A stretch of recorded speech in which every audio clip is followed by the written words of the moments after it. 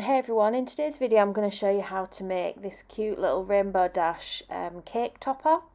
So I've got some Saraceno that I've coloured in sky blue, and I'm just going to start off by making the legs first. We're going to try to make them roughly the same size, and I'm just flattening them against the board just to sort of make the bottom bit level.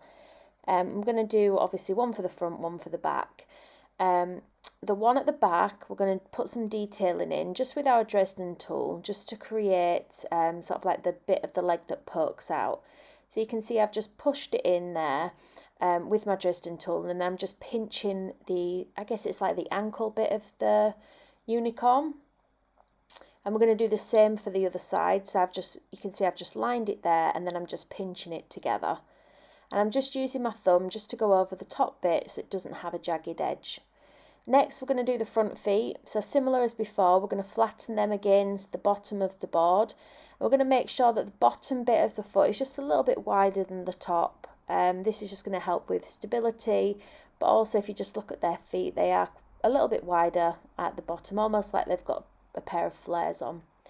So now we're going to roll a bit of a teardrop shape, and we're just going to rub our fingers around the neck area and just squeeze that bit out, and this is going to create the neck of the unicorn. And I'm just pushing that against the board there just to give it a little bit more of an angle, and I'm going to chop the bit of the neck off at a bit of an angle so that when the head sits on there, it's a little bit more flush than if it was flat. We're going to pinch in at the back and pinch in at the front. This is just going to be a place for our legs to go. I've got some kebab skewers here, and we're just going to put the kebab skewers through the legs first and just twist it around just to make sure it's going in the place that we want it to go in, and it's not going off to one side. So I haven't put any water on this bit yet. I just want to make sure that I can get the kebab skewer in and out, and I'm just checking against the leg there to make sure that it's of the right height.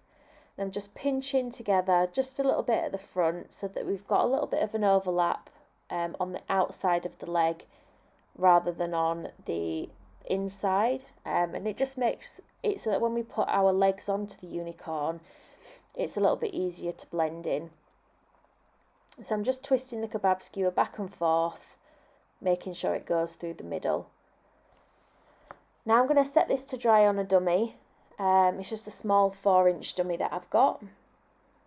I'm just going to chop off a little bit of an angle on the front legs as well, and do exactly the same thing with the kebab skewer. You can see I'm just twisting it in, and I'm holding the leg just to give it a bit of support so I'm not pushing it out of shape. Now these have had a little bit of time just to firm up a little bit, so they're not as what's the word I'm looking for? They're not as soft as what they were. So I'm just going to trim the kebab skewers down to size, making sure they're all roughly the same size. And there's the dummy that I'm going to put it on. So I'm going to put the kebab skewer through and just push it where I roughly want it to go. Now I like to go in with a kebab skewer just on its own and just push that through the hole that we've got. And just give it a little bit of a wiggle. It just makes it so that when you then come to take the horse out of the polystyrene, you're not having to pull hard so that it undoes the hard work that you've already done. Now you may need to go over the ankle bits for the back of the unicorn for this bit, but the fondant is still workable. We're going to do the same with the front. So I'm guesstimating where I want the front legs to go. The closer together the better. And I'm just wetting the kebab skewers now, putting some water just down either side of the kebab skewer, and we're just going to push the body on now. So I'm just pushing the back legs in first. I'm not too worried about the front legs for now, but once I've got the back legs on, I'll push. You can see I've just put the front legs in there. And I've got a teardrop shape, and I'm just flattening it at one side and leaving it quite rounded at the front. And we're just going to put this over onto the body, wetting it with a little bit of water, And then you can see I'm just using this tool. I have no idea what it is called, but I will go on to Google, find out, and put the link in the description box for you. Just to sort of smooth out the join for the hip part that we're going to put on. We're going to do this for both back legs, and we're going to add something to the front leg as well. Once I've got the rough shape of what I want, I've got this little silicone tool that I got from Serrat, and I'm just going over. It just softens out any sort of lines that have been left, and sort of blends in really, really well. I quite like to use that tool. And we're leaving most of the shape at the front as well. So again, with the top bit there, you can see I've just rolled a sausage and flattened it. And I'm just going to push that into place. A little bit of water on the bottom and the top. And we're going to blend it down and blend it up. So you can see I'm just rolling the paste. And the body and the legs have set quite enough now that I'm able to apply this pressure, and it's not really pushing the body out of shape. So it shouldn't take too long to dry, and obviously when it dries it doesn't leave any sticky residue or anything like that. So you can see I'm just blending it through, but still leaving that line down the middle to separate both legs.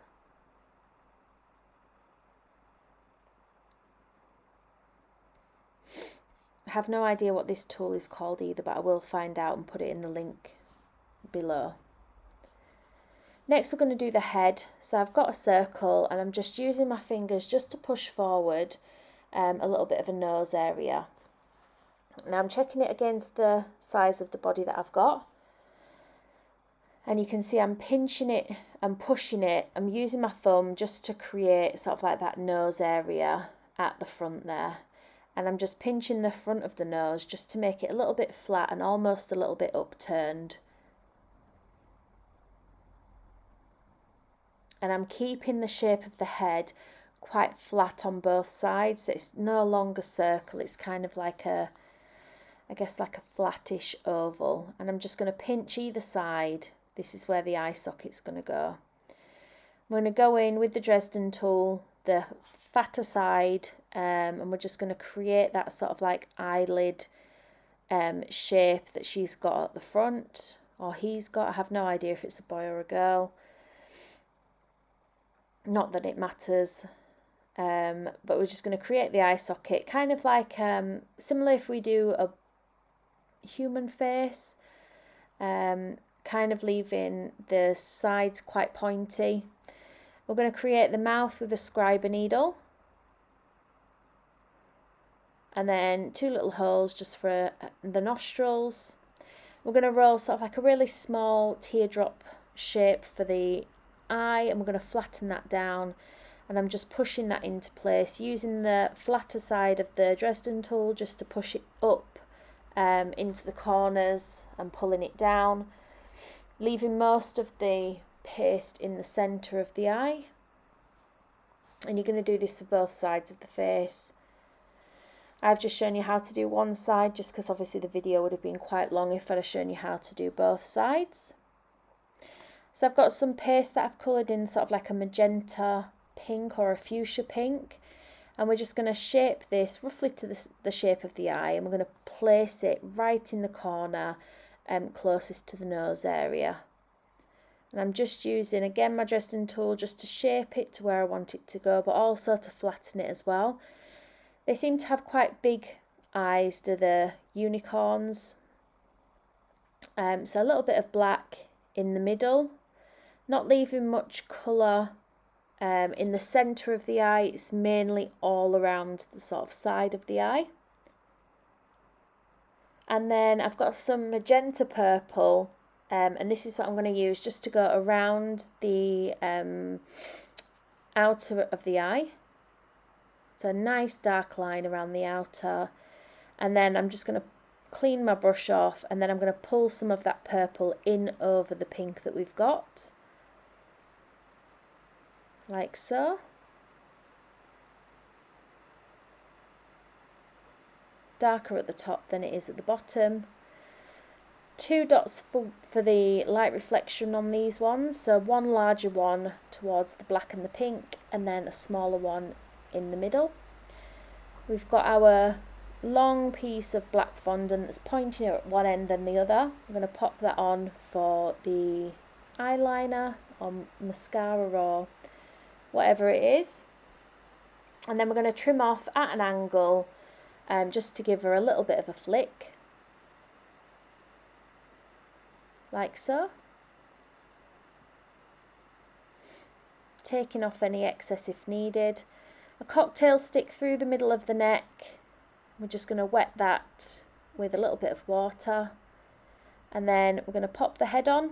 So I've not painted the other eye at this point because I didn't want to sort of put my fingers on it and get paint all over my fingers.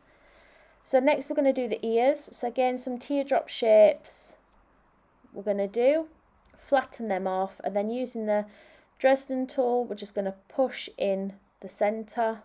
That's going to give us our ear shape. We're going to pinch the top just to sort of redefine the pointiness. Next we're going to go on and we're going to do the wings that we've got. So they're kind of like a teardrop shape but with a flatter part on the outer bit, so coming to a point, and they don't have to be the same, just roughly the kind of same sort of shape. We will be changing the shape slightly when we go in with the scriber needle, and you're just going to use the scriber needle to create some sort of like a wing effect, so coming in from the outer into the middle, kind of on a downward angle for the top and a bit of an upward angle for the bottom. We're going to go in and do exactly the same but on a bit of a larger scale. So if you look at my board, the squares that are on the board, each 4 squares make up 1 inch, just to give you sort of like a rough idea of the size of these that I'm doing. And we're going to go in, same sort of thing, but this time coming in through the top and just going in with your leafing tool first, and then just going over it with the scriber needle. And then we're going to place the smaller one on top of the bigger one, so just pinching at the bottom and pushing like so. And we're going to attach these to the body with a little bit of water. They may need propping up just until they're dry. And then we're going to start with the hair. So I've just coloured some fondant in some different colours. Again, I'll post the links for these down below. We're going to start off with the purple, and we're just going to build up the rainbow tail first and then put that to one side just to dry and firm up a little bit. Try to make sure that they're roughly a similar thickness, and what you want to do is you want to roll them out into sort of like a sausage that's pointier at one side than the other. And then once you've got a bunch of colours together, we're then going to pinch the top to kind of bring it back in at the top as it is at the bottom. And you're just going to build these colours up. So I'm following a picture that I've got of Rainbow Dash, just to get the colours in the right order. And you're going to give it a sort of like a little bit of a bend. And you can see I've pinched it together and just rolled it between my fingers just to sort of make it a little bit thinner. And we're going to pull that red just over the colours and pinch the colours together at the bottom. You've got something that looks like that. We're going to pop that to one side to dry, and then we're going to make the fringe. So for the fringe at the top, at the front, I've got the 3 colours, which are the orange, the red and the yellow.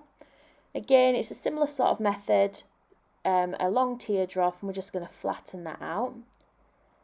We're going to pinch the colours together at the top, just spread them out a bit at the bottom, cut off the excess, and then we're just going to place that on the front and just pushing it down slightly, and then just placing the hair where you want it to go. If you want it to kind of sweep over to one side, we're going to pop the ears on.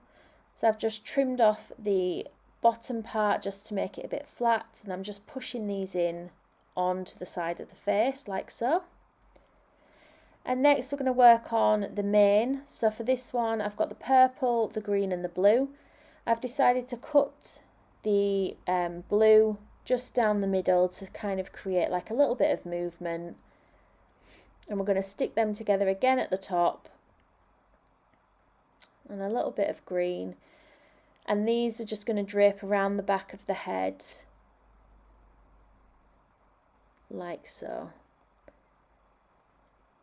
I'm trying to just flick out the ends to give it a bit of movement, like that. Then we're going to get a brush and stick it in the bum and give it a bit of a wiggle and a little bit of water. A cocktail stick just to give the tail some support. I'm going to wet that as well. And then we're going to push in the tail. And then you may need to support this just with a few paint pots, but you should have something that looks like this. Here was the finished cake. I hope you've enjoyed today's tutorial. If you have, please leave a comment down below. Give me a big thumbs up and don't forget to share the video. And if you'd like to see more of my videos, please hit the subscribe button. Thanks for watching.